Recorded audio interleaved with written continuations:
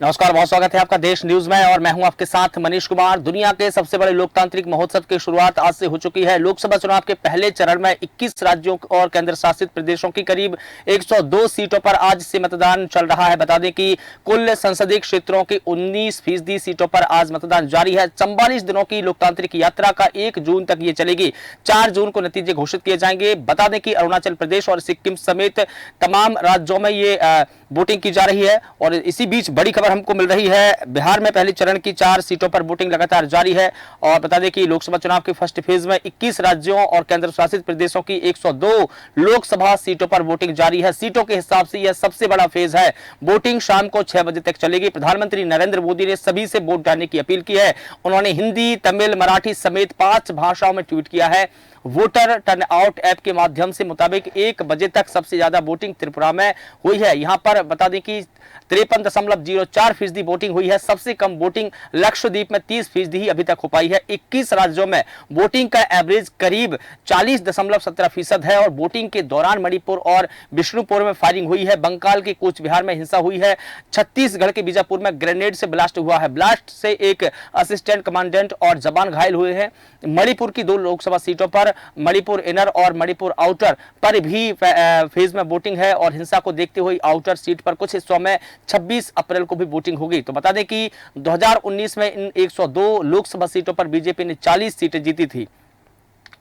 तो आपको बता दें कि दुनिया के सबसे बड़े लोकतांत्रिक महोत्सव की आज से शुरुआत हो चुकी है। 44 दिनों तक ये महोत्सव चलेगा, जिसमें हम आपको सभी को लोकतांत्रिक इस महायज्ञ में अपनी वोट संबंधी आहुति देनी है। हम सभी को वोटिंग करनी है। अगर आपने भी अभी तक वोटिंग नहीं की है तो देश न्यूज आपसे भी अपील करता है कि आप भी पहले करिए मतदान और फिर करिए जलपान। और बता दें कि इसी के साथ में बिजनौर से अधिक जानकारी के लिए हमारे साथ में संवाददाता हितेश कुमार जुड़े हुए हैं। हितेश, क्या कुछ प्रतिशत है अभी तक वोटिंग का? बिजनौर में क्या कुछ मतदान हुआ है अभी तक? वहां पर कितनी फीसदी वोटिंग हुई है?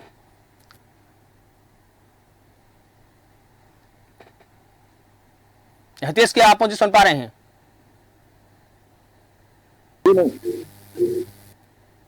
हितेश, क्या आप मुझे सुन पा रहे हैं?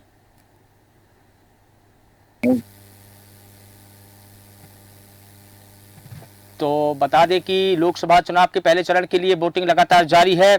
और इसी बीच में बड़ी खबर मिल रही है, बिहार में पहले चरण की 4 सीटों पर वोटिंग है। दोपहर 3 बजे तक जम्मू में सबसे ज्यादा वोटिंग हुई है और सबसे कम वोटिंग हुई है नवादा में।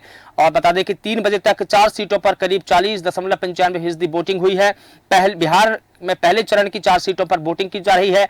दोपहर 3 बजे तक जम्मू में सबसे अधिक वोटिंग हुई है। और इसी के साथ बस्तर में अभी तक 42.57% वोटिंग हो चुकी है। मतदान के बीच बीजापुर में ब्लास्ट हुए हैं। असिस्टेंट कमांडेंट समेत 2 जवान इस आईईडी ब्लास्ट में घायल हुए हैं। तो बता दें कि 44 दिनों तक ये लोकतंत्र का महापर्व चलेगा और दुनिया के सबसे बड़े लोकतांत्रिक महापर्व की आज से शुरुआत हो चुकी है। और बता दें कि अभी लगातार मतदान जारी है। शाम को 6 बजे तक वोटिंग डाली जाएगी। फर्स्ट फेज के ये वोटिंग है। और इसी के साथ आपको बता दें कि लोकसभा चुनाव की फर्स्ट फेज में 21 राज्यों और केंद्र शासित प्रदेशों की कुल 102 सीटों पर वोटिंग की जा रही है। और आशुतोष मिश्रा संवाददाता मुरादाबाद से हमारे साथ में जुड़ गए हैं। आशुतोष, क्या कुछ वहां पर रुझान देखने को मिल रहा है? कितने फीसदी मुरादाबाद में अभी तक वोटिंग हुई है? आशुतोष, क्या सुन पा रहे हैं मुझे? हाँ सर, सुन पा रहा हूँ मैं आपको। बिल्कुल। मुरादाबाद में इस वक्त क्या हालात है? कितने अभी मतलब दोपहर 3 बजे तक कितने प्रतिशत वहां पर वोटिंग हो चुकी है? यहाँ पे 45.27% यहाँ पे वोटिंग हो चुकी है। और अभी वहां पर क्या कुछ आपको देखने को मिल रहा है? मुरादाबाद में कैसे वोटिंग की जा रही है? क्या सभी मतदान केंद्र जहां पर बनाए गए हैं वहां पर सकुशल वोटिंग हो रही है? हाँ सर, फिलहाल जो है जहाँ पर भी मतदान केंद्र बनाए गए हैं वहाँ पे सकुशल जो है मतदान हो रहा है। कुछ जगह पर जहाँ पर दिक्कत आ रही है क्या नाम है वोटिंग मशीनों में, जो है चेंज कराकर दोबारा से जो है मतदान कराने का वो होगा। बिल्कुल। और बिल्कुल, चुनाव आयोग जिला प्रशासन की तरफ से क्या कुछ पुख्ता इंतजाम किए गए हैं? सुरक्षा के क्या कुछ कड़े इंतजाम है, बताइए।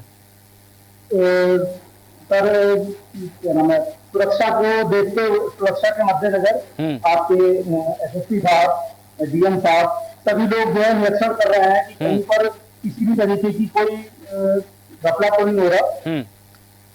और हर चीज को निरीक्षण जो है हर तरीके से सही तरीके से होगा। बिल्कुल। लेकिन अब जो वोटिंग का प्रतिशत हमको देखने को मिल रहा है, जैसा कि आपने बताया कि 45% से अधिक फिलहाल वहां पर वोटिंग हो चुकी है। जो फर्स्ट टाइम वोटर है उनमें कितना उत्साह दिखाई दे रहा है? लोग किस उम्मीद से वोटिंग कर रहे हैं? क्या कुछ इश्यूज है? क्या आपने किसी से बात की है? सर यहाँ पर सुबह जैसे 7 बजे से मतदान केंद्र पर लोगों का जाना जो है स्टार्ट हो गया था। शाम को 6 बजे तक वोटिंग जो है चलेगी। तो उसी तरीके से जो है पब्लिक का रुझान जो है मतदाताओं का, जिसमें जो है युवाओं का मतदान जो है ज्यादा हो रहा है। बिल्कुल, युवाओं में बिल्कुल युवा में अच्छा खासा उत्साह देखने को मिल रहा है। जो फर्स्ट टाइम वोटर है, जिसकी हम बात करते हैं, युवा वोटर की, फर्स्ट टाइम वोटर की, उनका क्या कुछ इश्यूज है? क्या कुछ मुद्दे पर वो वोटिंग कर रहे हैं? तो मुद्दा वही है, जैसे कुछ लोगों से बात हुई है तो रोजगार का मुद्दा है, महंगाई का मुद्दा है, उसी चीजों को लेकर जो है मतदाता जो है अपना वोट जो है देगा। बिल्कुल। और अभी शाम को जैसे कि 6 बजे तक वोटिंग होगी, तो अभी लोगों में क्या कुछ रुझान देखने को मिला है? क्या वहां पर कोई ऐसी कोई घटना हुई है जो अन्य राज्यों में हमको देखने को मिली? जैसे पश्चिम बंगाल से खबरें आई और भी कई राज्यों से खबरें आई, छत्तीसगढ़ से खबरें आई। नहीं सर, अभी यहाँ पर शांतिपूर्वक तरीके से मतदान हुआ है। अभी तक जो भी मतदान हुआ है वो बिल्कुल शांतिपूर्ण तरीके से हुआ है। बिल्कुल ठीक है। हमारे साथ में हितेश कुमार जी भी जुड़े हैं बिजनौर से। हितेश जी, क्या आप मुझे सुन पा रहे हैं? हितेश, क्या आप मुझे सुन पा रहे हैं? मैं विजय के पास में जाना चाहूंगा। विजय सैनी, विजय सैनी, क्या आप मुझे सुन पा रहे हैं? मुजफ्फरनगर से आप भी हमारे साथ में जुड़े हैं। विजय सैनी जी। विजय सैनी जी, वहां पर किस प्रकार से वोटिंग हो रही है? क्या कुछ रुझान देखने को मिल रहा है अभी आपको? अभी शाम को 3 बजे तक कितने फीसदी वोटिंग हो चुकी है? जी, यहाँ पे शाम 3 बजे तक 45% वोटिंग हो चुका है मुजफ्फरनगर में। और मुजफ्फरनगर की 6 विधानसभा है मुजफ्फरनगर में, जिसमें 2 विधानसभाएं बिजनौर गेट पर जाती है और 4 विधानसभाएं मुजफ्फरनगर में, 1 सीट मेरठ के सरदाना की तक जाकर ये मुजफ्फरनगर लोकसभा पूरी होती है। और अब तक इसमें 45% के लगभग वोटिंग हो चुके हैं। मुजफ्फरनगर में कितने उम्मीदवार चुनावी मैदान में है? जैसे कि बीजेपी और कांग्रेस में कड़ी टक्कर देखने को मिल रही है। इसके अलावा और बीएसपी से कौन है, सपा से कौन है?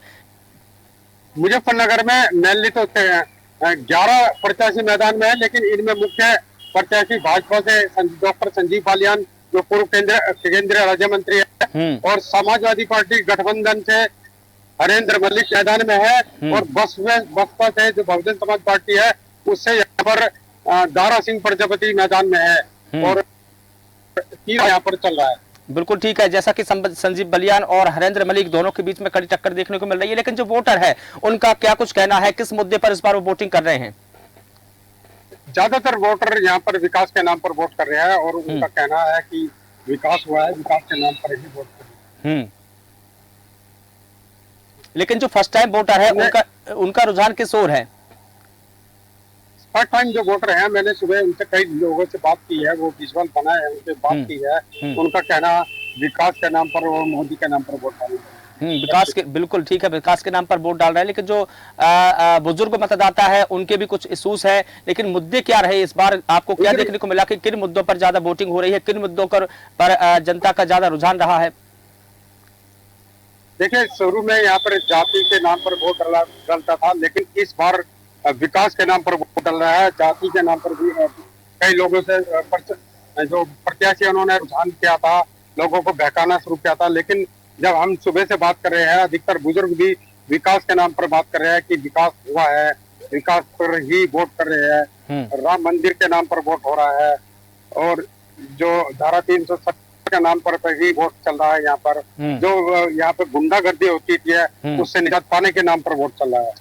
तो क्या लगता है आपको कि जब से सूबे में योगी सरकार बनी है तब से यहाँ पर जो लड़ाई झगड़े हैं, दंगे हैं, ये कम हुए हैं और रोजगार की बात हो रही है, विकास हुए हैं यहाँ पर? देखो, जब से योगी सरकार सूबे में आई है तब सर बदमाशी, यहाँ पर जो गुंडागर्दी चलती थी वो बिल्कुल खत्म है, विकास पूरा हुआ। जो यहाँ पर बड़े बड़े अपहरण होते थे वो अपहरण उद्योग बिल्कुल बंद हो चुका है।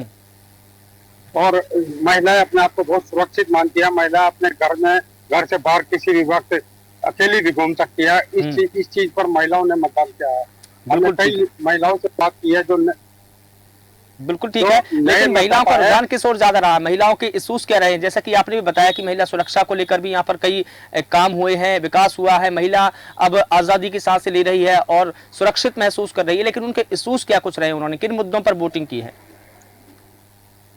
महिलाओं ने सबसे बड़ा मुद्दा उनका सुरक्षा को लेकर था कि हम सुरक्षित है, हम किसी भी टाइम घर से बाहर निकल सकते हैं। पहले जो गुंडागर्दी होती थी वो गुंडागर्दी बिल्कुल खत्म हो चुकी है।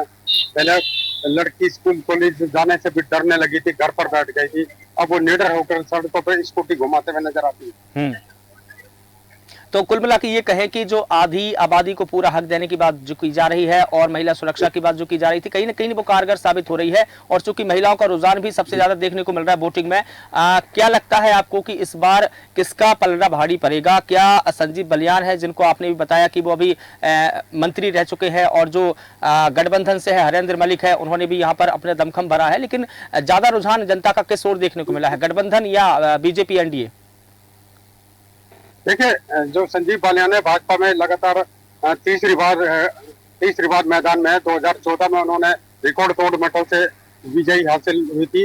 फिर 2019 के चुनाव में भी उन्हें चौधरी अजीत सिंह को हराकर यह सीट अपने बरकरार रखी थी। तीसरी बार केंद्रीय राज्य मंत्री रहते हुए भी तीसरी बार मैदान में है, इससे कह सकते हैं कि उनका पलड़ा सबसे ज्यादा भारी है। बिल्कुल ठीक है, और आप हमारे साथ लगातार बने रहिए।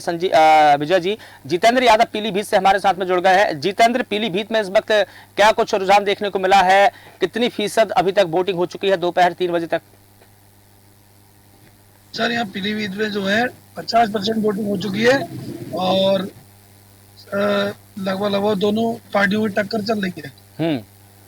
जनता के इशू क्या इशू रहे इस बार पीलीभीत, जो कि हॉट सीट भी मानी जा रही है? वहां से देखिए, पीलीभीत से जितिन प्रसाद जो एनडीए से है, तो वहीं भगवत शरण गंगवार जो गठबंधन से इस बार चुनावी मैदान में है, लेकिन दोनों में किस प्रकार की फाइट हो रही है?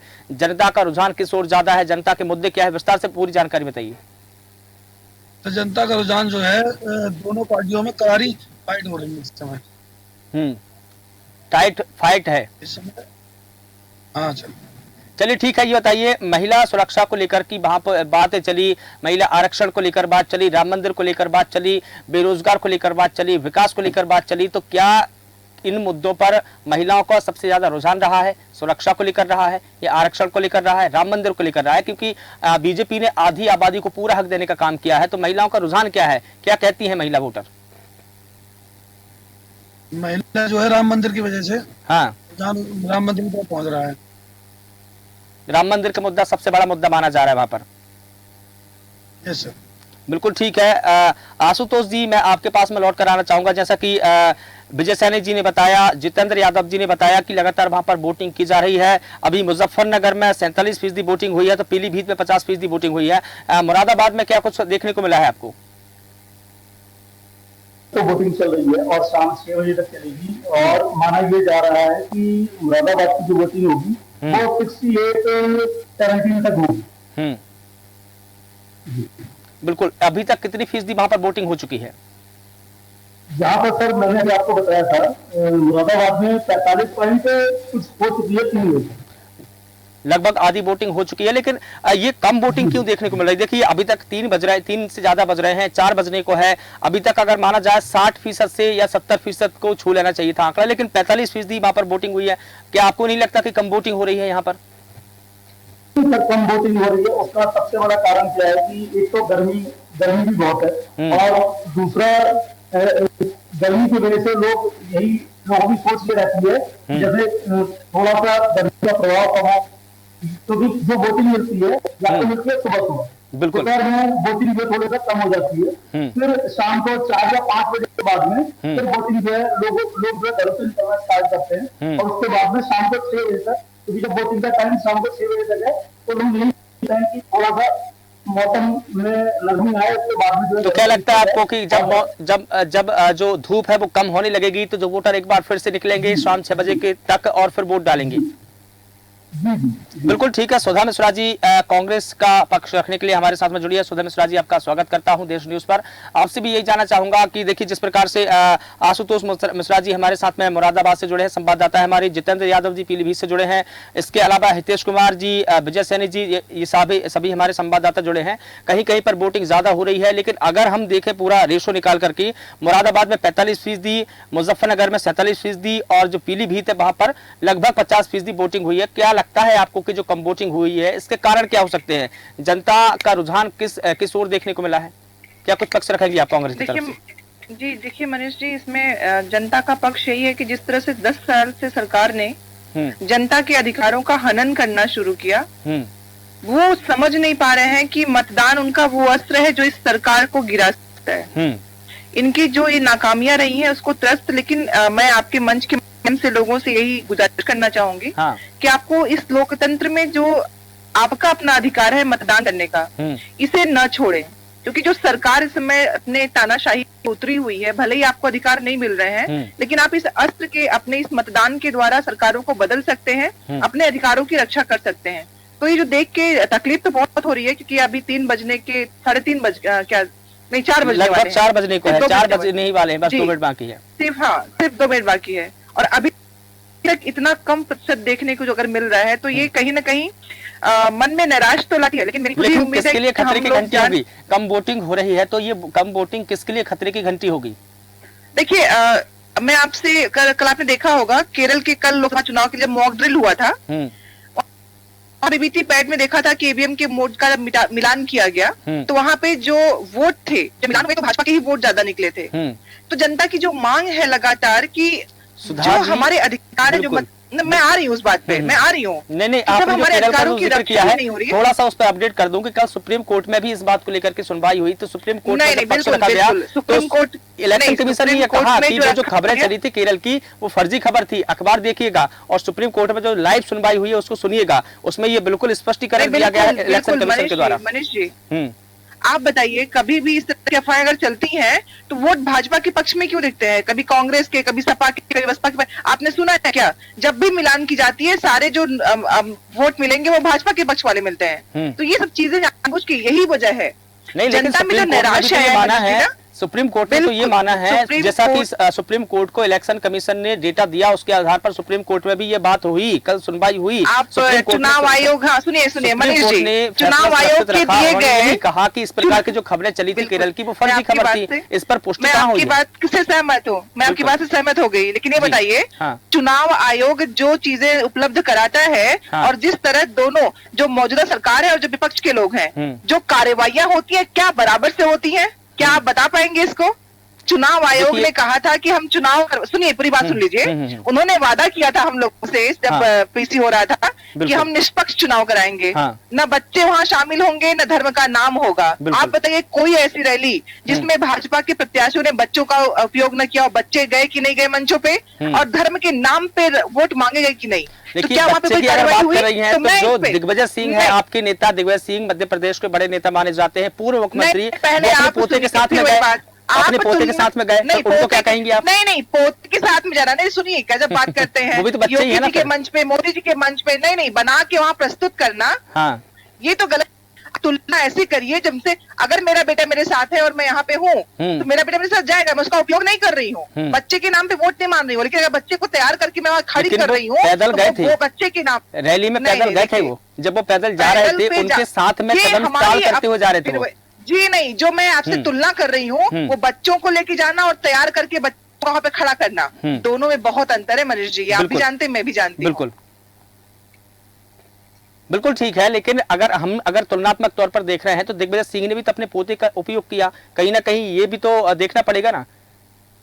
और चुनाव आयोग ने जब इस बात के जब देखिए, चुनाव आयोग ने जब इलेक्शन का ऐलान किया था, बातों को नहीं, कौन से नेता आपके भाजपा के हैं जिन्होंने धर्म का नाम नहीं लिया हो, धर्म के नाम पे मांगा ना हो? राम मंदिर बन गया, सब कुछ हो गया, लेकिन आज भी उसी का नाम लेके चुनाव आयोग ने कितनी कार्रवाइयां की हैं, और राहुल गांधी जी का पाइपलाइन चेक होता है, बाकी भाजपा के कितने नेताओं के चेक हुए हैं? आपके पास कोई लिस्ट होगी? बता दीजिए कोई घटना हुई हो बिल्कुल भी नहीं हुआ। लेकिन मंदिर की बात आप कर रही हैं तो मंदिर तो राहुल गांधी जी भी जाते हैं, प्रियंका गांधी जी भी जाती हैं, सोनिया गांधी जी भी जाते हैं, खड़गे जी भी जाते हैं, जो तमाम नेता वगैरह हैं वो भी जाते हैं। तो क्या इन पर भी ये कहा जाए कि ये भी मंदिर का ही उपयोग कर रहे हैं? देखिए, मंदिर की बात करना, धर्म की बात करना एक अलग बात है और लोकतांत्रिक तरीके से चुनाव लड़ना दूसरी बात है। सुधा जी, सुधा जी क्या आप मुझे सुन पा रहे हैं? सुधा जी क्या आप मुझे सुन पा रहे हैं? आवाज आ रही है? जी बिल्कुल, हाँ मैं वही कह रहा था कि देखिए, चुनाव लड़ना एक बात है, चुनाव लड़ा जाता है लोकतांत्रिक प्रक्रिया के माध्यम से। चुनाव में अगर चुनाव आयोग ने आपसे इस बात का वादा किया है कि चुनाव निष्पक्ष होंगे, तो मौजूदा सरकार के साथ जो चीजें हो रही हैं और जो हमारे साथ हो रही हैं उसको तुलना करके देखिए क्या सही और क्या गलत। आप मौजूदा सरकार के साथ रह चुनाव नहीं लड़ सकते ना। आप अगर निष्पक्ष हैं तो आपको निष्पक्ष होकर कार्रवाइयां करनी पड़ेंगी। बिल्कुल, हमारी जांच करिए, हमें कोई उसमें दो राय नहीं है, लेकिन अगर वही चीजें उनके साथ नहीं हो रही है तो हम तो प्रश्न खड़ा करेंगे ना। बिल्कुल ठीक है। अच्छा, हरीश चंद्र श्रीवास्तव जी भी बीजेपी का पक्ष रखने के लिए हमारे साथ में जुड़ गए। सर आपका बहुत स्वागत करता हूँ। सुधा जी आपने जो सवाल किए हैं मैं श्रीवास्तव सर से ही ले लेता हूँ। हरीश चंद्र जी, जैसा कि सुधा मिश्रा जी हमारे साथ में जुड़ी है, कांग्रेस का पक्ष रख रही है, उन्होंने आरोप लगाया है कि बीजेपी और चुनाव आयोग पर भी उन्होंने आरोप लगाए। उन्होंने कहा कि बीजेपी धर्म का उपयोग कर रही है, राम मंदिर के नाम पर वोट मांग रही है। राम मंदिर के नाम पे भारतीय जनता पार्टी में कभी रोक नहीं है। ये आरोप गलत है। बिल्कुल, भारतीय जनता पार्टी चुनावी मुद्दे में कभी राम मंदिर के साथ, राम मंदिर हमारी प्रतिबद्धता, राम मंदिर हमारी आस्था का विषय रहा, प्रतिबद्धता का। राम मंदिर को लेके हमने वोट नहीं मांगे और ये 500 वर्षों से 5 शताब्दियां भी थी इसको लेकर के देश का जो हिंदू समाज है, भारतीय समाज है, वो इसके लिए लड़ाई कर रहा है। बिल्कुल। और जैसा कि सुधा मिश्रा जी ने ये भी आरोप लगाए हैं कि बच्चों का उपयोग किया जा रहा है, इलेक्शन कमीशन आप पर कार्रवाई नहीं कर रहा है, बीजेपी पार्टी पर, बीजेपी के नेताओं पर कार्रवाई नहीं कर रहा है, एक तरफा कार्रवाई की जा रही है। ये मुझे लगता है कि ये जो आरोप जो है, जो आरोप है लगा ऐसा तो कहे तो उनको न्यायालय का चुनाव आयोग के लेकर के अगर ये सवाल उठा रही है तो चुनाव आयोग ही सारे चुनाव को संपन्न कराता है। सारी मशीनरी आम चुनाव के दौरान चुनाव आयोग के अंतर्गत काम करती है। अगर वो कांग्रेस के लोग की कोई शिकायत है तो उसको न्यायालय को बंद करना चाहिए। वजह इसके वो राजनीतिक आरोप बढ़े, न्यायालय को अप्रोच करना चाहिए। मीडिया बहुत ट्रांसपेरेंटली काम करती है, छोटी छोटी चीजों की वीडियो बना करके लोग पोस्ट कर देते हैं। पता है न्यायालय भी बहुत सारे बातों को संज्ञान में लेता है। तो ऐसे में आज कोई चीज छुपा के कोई कुछ कर नहीं सकता और इस तरह से कहना कि प्रशासन उनके साथ बात कर रहा है, ये बिल्कुल गलत बात है। अगर उनको कहीं लगता है तो उनको न्यायालय में अप्रोच करना। बिल्कुल ठीक है। सुधा मिश्रा जी, जैसा कि हरीशचंद्र जी ने कहा कि कोई काम ऐसा नहीं है जिसे चोरी छुपे किया जा सके। बीजेपी ने कभी राम मंदिर के नाम पर वोट ही नहीं मांगे। राम मंदिर तो आस्था का विषय है। अरे मनीष जी प्लीज आप मुझे समय दीजिए। बिल्कुल, सारे रैलियों के उठा के भाषण आप देख लीजिए, आपको मेरी बात सुनने की जरूरत नहीं पड़ेगी। अब हमारे भाई ने बात किया मेयर चुनाव में, जिस तरह से सुप्रीम कोर्ट ने इनको हंटर मारे और इनके जो बनाए गए मेयर थे उनको हटाया, इसमें चुनाव आयोग का कोई योगदान नहीं था। सारा योगदान सुप्रीम कोर्ट का था और किस तरह से बेईमानी करके जीते हुए प्रत्याशी को हरा के अपने प्रत्याशी को जिता सकते हैं, इसको भी जनता ने देखा हुआ है। आपने पूछा ना कि लोग क्यों नहीं वोट करने जा रहे हैं, जब इस देश के लोगों को दिख रहा है कि जो मौजूदा सरकार है वो किसी भी रूप में कहते हैं 24/7 चुनाव में है, तो 24/7 में ये जीतने के लिए कुछ भी कर सकते हैं। वो आपके चंडीगढ़ का चुनाव बन चुका है एक इनके लिए कि ये कुछ भी करेंगे। अभी तक तो लोटस ऑप्शन था कि विधायकों को, सांसदों को डरा के धमका के किसी भी नाम से अपनी तरफ कर लेना, उसके बाद अपना सरकार बदल देना। अब चंडीगढ़ में सीधा आपने देखा कि ऐसे अधिकारियों की नियुक्ति हो रही है जो इनके अपने कार्यकर्ता हैं, इनके अपने सदस्य हैं और वो आके चुनाव जितवा दे रहे हैं। और अगर हम लोग प्रश्न खड़ा करते हैं तो आप लोग कहते हैं प्रश्न सही है ही नहीं। आखिर हम कहने किससे जाएं? तो जब जनता सोच रही है कि जो लोग विपक्ष में हैं और उनकी आवाज नहीं सुनी जा रही है, हम मतदान कर भी देंगे तो क्या फायदा होगा? ये इनके इस कार्यशैली की वजह से लोगों में इस तरह का नैराश्य आया है। ये वजह है लोगों के मतदान न करने के कारण। और ऐसे लोगों पे कम से कम लोकतंत्र को इस तरह पराजित करने का जो जिम्मेदारी इन पर जा रही है ना, इस पे लोगों को शर्मिंदगी होनी चाहिए। जिस लोकतंत्र की स्थापना के लिए न जाने कितने बलिदानियों ने अपना बलिदान दिया, स्वतंत्रता प्राप्त करने के लिए कितने घर अपने सपूतों को छोड़ दिया कि स्वतंत्रता संग्राम में जाएं, और वहां ये इस देश में, उस बलिदानियों के देश में जिस दिन स्वतंत्रता प्राप्त हुई उसको आगे बढ़ा दे रहे हैं। इनके मुख्यमंत्री कहते हैं 47 नहीं 51 में हुआ है। तो ये लोग क्या करेंगे, खुद ही जनता इस पे इतनी कंफ्यूज है कि वो करे क्या ना करे। किंग कर्तव्य विमूढ़ की स्थिति इन्होंने पैदा कर दी है इस देश में। इसके वजह मात्र ये सरकार है जो अपने जुमलों में और अपने वादों में कभी खरी जुमले तो खूब देते हैं, वादों में खरे उतरते नहीं है। और जनता में ये जो आप परसेंटाइल देख रहे हैं ना, ये सच में अपने लोकतंत्र के लिए बहुत ही भयावह स्थिति है। कौन जीतता है कौन हारता है ये बात की बात है, ये तो बाद में कहेंगे। 140 करोड़ जनसंख्या भाई बहन, लेकिन उस 140 करोड़ जनसंख्या में जितने प्रतिशत को वोट दे रहे हैं उनको तो ये काउंट करते हैं, लेकिन जो इनको वोट नहीं करते उनकी काउंटिंग ही नहीं होती है। वो इस मानते ही नहीं कि जनता इस देश की है। तो ये भयावह स्थिति है मनीष जी, और देश के लोकतंत्र के लिए 140 करोड़ में से एक भी कम की काउंटिंग नहीं होनी चाहिए। और अगर मतदान नहीं हो रहा है तो ये काउंटिंग को कम कराता है। लेकिन चुनाव आयोग ने तो कहा कि हमारे पास में जो रजिस्टर्ड वोटर है 97 करोड़ है। जनसंख्या और वोटर में दोनों में फर्क होता है। जनसंख्या हमारी 140, 44, 45 करोड़ हो सकती है, 50 करोड़ हो सकती है, 150, बट जो रजिस्टर्ड वोटर है, जो इलेक्शन कमीशन ने डेटा दिया है 97 करोड़ का, वो हमको मानना पड़ेगा। हरिश्चंद्र हाँ, मैं सवाल का जवाब ले लेता हूं ना। बच्चे भी हैं, नवजात भी हैं उसमें, सारे लोग होंगे, कुछ काउंटिंग में नहीं आएंगे, कुछ लोग रह गए होंगे, कुछ पास कार्ड नहीं होगा, बात उसकी नहीं हो रही है। हाँ। मैं ये कह रही हूँ चाहे 95 करोड़ हो चाहे 100 करोड़ हो, वो 100 के 100 की काउंटिंग पूरी होनी चाहिए। जितना प्रतिशत भाजपा को मिले या कांग्रेस को, काउंटिंग उतनी ही नहीं होती है। इस बात को इस देश में के सामने बहुत अच्छे से रिप्रेजेंट करना जरूरी है। ठीक है, हरीशचंद्र जी से जवाब ले लेते हैं। क्या ये संभव है हरीशचंद्र जी, जैसा कि सुधा जी ने कहा कि जितने भी वोटर्स है, चाहे 97 हो चाहे 100 करोड़ है, सभी की गिनती होनी चाहिए। सुप्रीम कोर्ट में भी इस बात की सुनवाई हुई, चुनाव आयोग ने ये कहा कि ये संभव नहीं है। क्या ये हो सकता है? देखिए, चुनाव आयोग क्या, सुधा जी खुद, अगर ये तो एक एक नागरिक की जिम्मेदारी है, और कानूनन अगर इसको मैंडेटरी कर दिया जाए कि साथ चुनाव में वोट डालना वो मैंडेटरी है, नहीं आप नागरिक अधिकारों से वंचित कर दिए जाएंगे, तब भी कुछ लोग वोट नहीं पड़ेंगे, जो बीमार होंगे या जो किन्हीं कारणों से कहीं यात्रा में है, कहीं ऐसे फंसे है, तो वो वोट नहीं कास्ट कर पाएंगे तब भी। और ये तो अगर 90 या 80 करोड़ वोटर चुनाव आयोग के पास नहीं रजिस्टर पे, ये आदर्श से भी आदर्श स्थिति होती अगर वो सभी लोग अपने वोट कास्ट कर। लेकिन ये जो सुधा जी की जो बात है, ये काल्पनिक बात तो कही जा सकती है, व्यवहारिक बात नहीं है। अगर मैं उत्तर प्रदेश की बात करूं तो ऑन एन एवरेज 50% जो प्रथम चरण की जो सीटें हैं,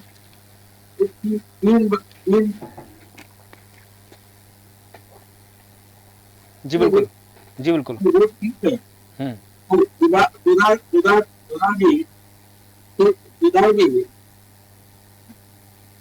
बिल्कुल ठीक है, जी बिल्कुल, वो तमाम लोग करते हैं, बहुत सारे लोग करते हैं, बहुत सारी जोली जिनकी शादियां हुई वो जाते हैं मतदान करने, तमाम बीमार लोग जाते हैं करने। मेरा कहना है जो 100% वोटिंग की बात सुधा जी कह रहे हैं, व्यवहारिक रूप से वो संभव नहीं दिखता।